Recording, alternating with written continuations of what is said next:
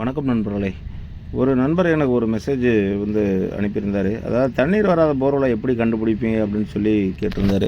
அதற்கான ஒரு வீடியோ தான் இது. வந்து சைட்டில் இருந்து நாங்கள் இப்போ எடுத்து அனுப்பிட்டுருக்குறோம். இப்போ நாங்கள் ஓட்டிகிட்ருக்கிறது இது என்னென்னு கேட்டிங்கன்னா, இந்த போர்வெல் அமைக்கக்கூடிய அமைவிடம் வந்து ஒரு மலைப்பாங்கான ஏரியா. இது வந்து கல்லும் வந்து ஒன்றும் பெருசாக வந்து மாறி மாறி போகக்கூடிய கல்லே கிடையாது. இது வந்து ஃபுல்லாக முழுக்க முழுக்க ஒரு கிரானைட் ஸ்டோன்னே சொல்லலாம்.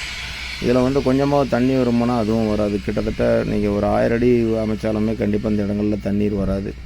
இது ஏற்கனவே நாங்கள் இந்த ஓட்டிகிட்டு இருக்கக்கூடிய இந்த சைட்டுக்கு ஆப்போசிட் சைடில் வந்து நாங்கள் ஏற்கனவே போர்வெல் அமைச்சிருக்கோம். அந்த போர்வெல்லில் கிட்டத்தட்ட நாங்கள் ஒரு 1100 அடி வரை நாங்கள் வந்து முயற்சித்து பார்த்துருக்கோம் ஒரு வருடத்திற்கு முன்னே. அப்போ அந்த போர்வெல்லில் தண்ணீர் வந்ததுன்னா ஒரு சொட்டு கூட தண்ணி கிடையாது. இன்றைக்கும் அது வந்து காலி போகிற தான் இருக்குது. அவங்க வந்து அதில் இருந்த போதும் அதில் கொஞ்சம் பைப் வச்சுருக்காங்க. ஏன்னா நம்பிக்கை தண்ணி இது திரும்ப மழை காலங்களில் வந்துருமான்ட்டு அந்த போர்வெல் அமைச்சதுக்கப்புறம் 2-3 மலைகளை கடந்ததுக்கப்புறமும் இன்றைக்கும் அதில் வந்து ஒரு சொட்டு தண்ணி கிடையாது. அது மாதிரி தண்ணீர் வராத போர்வெல் எப்படி இருக்கும் அப்படின்னு சொல்லி நண்பர் கேட்டதுக்காக தான் இன்றைக்கி இந்த வீடியோ சைட்டில் இருந்து நாங்கள் இது பண்ணுறோம். இதில் வந்து என்னென்னு கேட்டிங்கன்னா, கடுமையான ஒரு வெயிலுடைய தாக்கம் வந்து கொடுமையாக இருக்குது. ரொம்ப கடின பாறை. இதில் வந்து தண்ணீர் வருமானா கண்டிப்பாக வராது. ஏன்னா நீங்களே சுற்றி பார்த்துட்டுருக்குறீங்க. ஏன்னா எந்த அளவுக்கு ஒரு வறட்சி நிலை தெரியுது அப்படின்னு சொல்லிட்டு. இது வந்து ஒரு முழுக்க காத்தாடி இருக்கக்கூடிய சைட்டு, அதாவது விண்ட் ஃபார்ம் இருக்கக்கூடிய ஏரியா. இந்த போர்வெல்லாம் அமைக்கும்போது நம்ம சொல்லக்கூடியது அதாவது என்னென்னா, இந்த ஒரு குறிப்பிட்ட ஆழத்திற்கு மேலே அமைக்க வேண்டாம். நம்ம வந்து அந்த போர்வெல்லில் வந்து எதுவுமே தண்ணீர் வர்றதுக்கான வாய்ப்புகள் இல்லை அப்படிங்கிறத வந்து நம்ம திரும்ப சொல்லிகிட்ருக்குறோம். அதை வந்து சிலர் வந்து ஏற்றுக்கிறாங்க, சிலர் வந்து ஏற்றுக்கிறதுங்கிறதுக்கு ஒரு உதாரணம் தான் அந்த போர்வெல். என்னென்னு பார்த்தீங்கன்னா, இது வந்து கல் ஆரம்பம் முதலே, அதாவது எவ்வளோ ஆழங்களில் போனாலும் நம்ம கிட்டத்தட்ட நாங்கள் 1100 அடி ஓட்டினதுக்கப்புறமும் அந்த இடங்களில் வந்து கல்பாறை வந்து அதே மாதிரி தான் இருக்குது.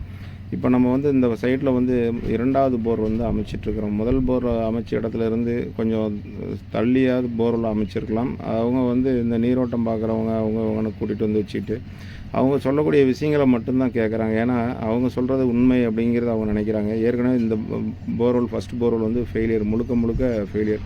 கிட்டத்தட்ட ஒரு 500 அடி அமைச்சு இதில் ஒன்றுமே ஒரு சொட்டு தண்ணி கிடையாது. அதனால் போரை வந்து திறந்து போடக்கூடாது அப்படின்னு சொல்லிட்டு அதை கம்ப்ளீட்டாக நாங்கள் லாக் பண்ணிட்டோம்.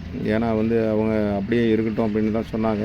ஏன்னா அவங்க வந்து அதில் பைப் வைக்க போகிறதில்ல. கண்டிப்பாக அந்த போரை வந்து அவங்க மூட போகிறதும் கிடையாது. 2வது வந்து இந்த போர்வெல் அமைச்சிட்ருக்கோம். இதுவும் வந்து ஒன்றுமே கிடையாது. அந்த முதல் போர்வெல்லில் என்ன மாதிரி ஒரு பாறை இருந்தோ அதே மாதிரி தான். வெறும் ஒரு 50-60 அடி வித்தியாசத்தில் வந்து அடுத்த போர்வெல்லை வந்து அமைச்சிட்ருக்குறாங்க. இந்த மாதிரி தண்ணீர் வராதுன்னு சொல்லும்போது அதை வந்து ஏற்றுக்கக்கூடிய ஒரு மனநிலையே இல்லாதவர்கள் நிறைய பேர் இருப்பாங்கன்னா, அவங்க இந்த மாதிரி இன்றைக்கி ஓடிட்டு இருக்கக்கூடிய பாயிண்டில் இருக்கவங்களாட்ட தான் இருக்கும். ஏன்னா அந்த நீரோட்டம் பார்க்குறாங்கிற பேரில் ஒருத்தவங்க வந்து சொல்லக்கூடிய விஷயத்தை கேட்டு காசை போட்டுட்டு, நான் போர்வெல்லில் வந்து 2 லட்சம் ரூபாய் இழந்தேன், 3 லட்சம் ரூபாய் இழந்தேன், 5 லட்சம் ரூபாய் இழந்தேன்னா கண்டிப்பாக இழக்க தான் செய்யணும். ஏன்னா நாங்கள் சொல்லக்கூடிய விஷயம் நான் இன்றைக்கி எதுக்கு நான் நிறைய வீடியோக்கள் போட்டுட்ருக்கேன் அப்படின்னா, காரணம் இந்த மாதிரி ஒரு சம்பவங்கள்லாம் நடைபெறக்கூடாது அப்படிங்கிற ஒரு நல்ல நோக்கத்துக்காக தான். அதை வந்து என்னென்னா, உங்களுக்கு வந்து அந்த போரில் தண்ணி வர்றதுக்கான ஒரு சாத்தியக்கூறுகள் இருக்குது. இல்லை கீழே போய் ஒரு 500 அடியில் வரும், 600 அடியில் வருமா அப்படின்னா கண்டிப்பாக கிடையவே கிடையாது. ஏன்னா இந்த இடத்துல வந்து நம்ம எதிர்ப்புறம், இந்த சைட்டோட எதிர்ப்புறத்தில் இருக்கக்கூடிய ஒரு இடத்துல தான் நாங்கள் அந்த போர்வெல்லையே அமைச்சோம். கிட்டத்தட்ட 3 போர்வெல் அமைச்சோம். ஒவ்வொரு போரும் ஃபஸ்ட்டு ஒரு போர் வந்து 1100 சில்லரை ஓட்டியிருக்கோம். 2வது போர் வந்து 800 அடியை நம்ம ஓட்டினோம். 3வது அமைச்சர் வந்து 900 அடி. ஒரு போர்லேயுமே ஒரு சொட்டு தண்ணி கிடையாது.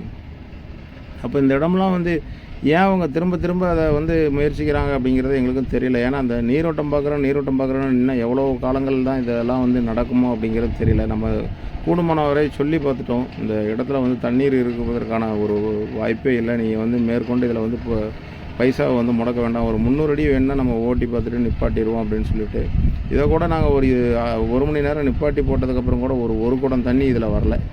அப்போ இந்த இடத்தோடைய தன்மை எப்படி இருக்கும் அப்படிங்கிறத பார்த்துக்கணும். இதுதான் வறண்ட போர்வெல்ங்கிறது இதுதான். அதனால் இந்த மாதிரி ஒரு சில வீடியோக்களை வந்து நீங்கள் பார்த்துட்டாவது தயவு செஞ்சு, ஒரு வறட்சி அதிகமாக இருக்குது, கல் மாறாமல் போகுதுன்னா போர்வெல்லை அமைக்க வேண்டாம் திரும்பவும் கேட்டுக்கிறோம். நன்றி.